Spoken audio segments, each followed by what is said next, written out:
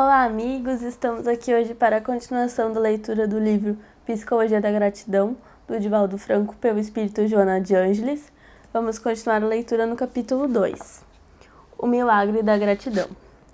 Os sentimentos inferiores, herança perversa do trânsito evolutivo, quando no período assinalado somente pelo instinto dominador, constituem presídios sem grades, que limitam a movimentação emocional e espiritual do ser, constrangendo o processo iluminativo e gerando sofrimentos. Esse ego primitivo, sem por obrigação consciente eleger o bem-estar e a saúde como diretrizes que lhe facultem harmonia, ensejando a identificação com as aspirações do self em estágio superior de apercebimento da finalidade existencial, permanecendo na condição de sombra morbosa, dá lugar à instalação de emoções igualmente primárias, que a razão bem direcionada deverá superar. Resumando com frequência do inconsciente pessoal, afasta um paciente do saudável convívio social, fazendo que os seus relacionamentos domésticos sejam desagradáveis, de agressividade ou de indiferença, de distanciamento ou de introspecção rancorosa. O ser humano, graças à conquista da consciência, está destinado à individuação, que alcançará mediante a perfeita fusão do eixo ego-self. A completude, na qual retornará a unidade que sofreu fisão durante o processo antropossopsicológico da evolução através das suas sucessivas reencarnações. Conforme Jung declarou, a individuação é o processo de diferenciação que tem como objetivo o desenvolvimento da personalidade individual e da consciência do ser único, indivisível e distinto da coletividade, quando o self atinge a culminância da sua realidade imortal. Nesse sentido, todo o empenho para combater as imperfeições morais deve ser colocado a serviço do equilíbrio, da harmonia emocional e psíquica.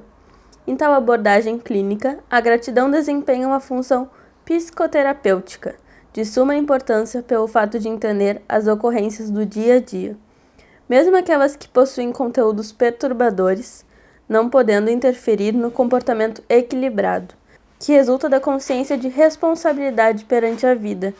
O amadurecimento psicológico desperta a consciência para sua realidade transcendental, superando os impositivos imediatos dos instintos e ampliando as percepções em torno dos valores existenciais. É inevitável que sucedam fenômenos aflitivos no trânsito humano, tendo em vista os atavismos pessoais, a consciência familiar e social sempre desafiadora, proporcionando aprimoramento dos sentimentos, particularmente a tolerância, a compaixão, o interesse afetivo, a solidariedade. Normalmente, acredita-se que a gratidão é um sentimento sublime, que opera os milagres do amor, diante do seu caráter retributivo. Esse conceito, no entanto, limita o espaço estreito do reconhecimento pelo que se recebe e pelo anseio de devolvê-lo. Em nossa análise, apresenta-se de maneira muito sutil e mais profunda, que vai além da compensação pelo que se recebe e se vivencia. Quando alguém consegue a experiência da gratulação, mesmo de referência aos insucessos, que podem ser considerados como experiência, que ensinam a agir com responsabilidade e retidão, alcança o patamar em que esta deve ser vivida. O sentido psicológico da reencarnação é conseguir-se a transformação moral do self, a libertação de todos os seus conteúdos ocultos ou que se encontram em germe, capacitando-o para os enfrentamentos com outros arquétipos, inquietadores, especialmente quando se tornam imperiosos e dominantes no comportamento. Uma conscientização do ser que se é faculta a renovação das forças morais para diluir a sombra e se desenvolver as experiências renovadoras. A arte da gratidão, que é a ciência da afetuosa emoção pelo existir, leva a conduta de aparência paradoxal, como, por exemplo, no caso das aflições e dos desaires.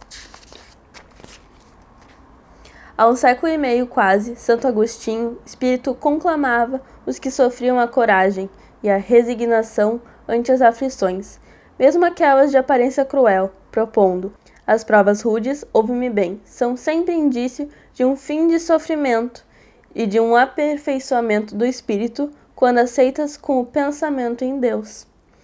As provações constituem bênçãos que a vida proporciona ao ser calceta, que cometeu no passado e mesmo na atual existência arbitrariedades, ferindo a harmonia das leis universais, comprometendo a consciência a fim de que disponha de meios de recuperar-se da culpa escrita no cerne do ser, experienciando a contribuição do sofrimento que o dignifica, desde que a relatividade orgânica está sempre sujeita à sinuosidade, com altibaixos na saúde e no bem-estar. O processo da evolução, de certo modo, faz lembrar uma correnteza que enfrenta obstáculos no curso por onde corre até alcançar o seu destino, um lago, um mar, um oceano, não cessando de prosseguir quando defronta impedimentos, acumula as águas com tranquilidade até ultrapassá-los, pois que a sua meta encontra-se à frente, aguardando-a. De semelhante maneira, as experiências evolutivas do ser humano transcorrem dentro de uma programação assinalada por variadas e sucessivas etapas, até ser alcançado o estado luminoso. A gratidão pelos insucessos aparentes constitui reconhecimento por entender-se que fazem parte da aprendizagem e a sua ocorrência em forma de dissabores, de padecimentos morais consequentes à traição, à calúnia, ao abandono, a que se vai relegado por antigos afetos. Tem razão de ser melhor, pois sofreu-os vivenciá-los com resignação, quando se apresentam, do que ignorá-los, envolvê-los em máscaras ou postergá-los. Numa visão superficial, poder-se a crer tratar-se de uma patologia pelo sofrimento em um lamentável transtorno masoquista. Ao inverso, no entanto, essa conduta traduz maturidade saudável, porque não se trata de uma eleição pessoal pelo sofrimento, mas de uma aceitação consciente e natural do fenômeno dor, que se faz parte do curso evolutivo. Gratidão, portanto, em toda e qualquer situação, boa ou má, como assevera o apóstolo Paulo, que era sempre o mesmo na alegria, no bem-estar, no sofrimento, no testemunho, mantendo a integridade do self, em razão da consciência do dever, nobremente cumprido, considerando as dificuldades e os sofrimentos como fenômenos naturais no seu processo de integração com o Cristo. Quando se adquire o hábito de agradecer, os morbos emocionais da ira, que se converte em ódio, da mágoa, que se torna um desejo de vingança, da inveja que anela pela destruição do outro, e sucessivamente não encontram áreas de psique para tornarem-se tormentos. A alegria de ser-se grato proporciona entender-se a pequenez do ofensor, a jactância e fatuidade do perverso, a fragilidade daquele que se faz adversário, uma emoção de tranquilidade preenche todos os espaços íntimos do self, nos quais se desenvolveriam os sentimentos inferiores. De igual maneira, mesmo quando se recebe o anúncio de uma enfermidade irreversível, de um acontecimento grave e mutilador, a gratidão ensejará viver-se plenamente cada momento, ante a convicção racional da sobrevivência ao corpo somático, sempre credor de toda a gratidão por conduzir-se como um doce jumentinho do self, consoante o denominou o irmão Alegria de Assis, o luminoso, sempre grato a Deus por tudo, inclusive pelo momento em que lhe cercou a irmã morte.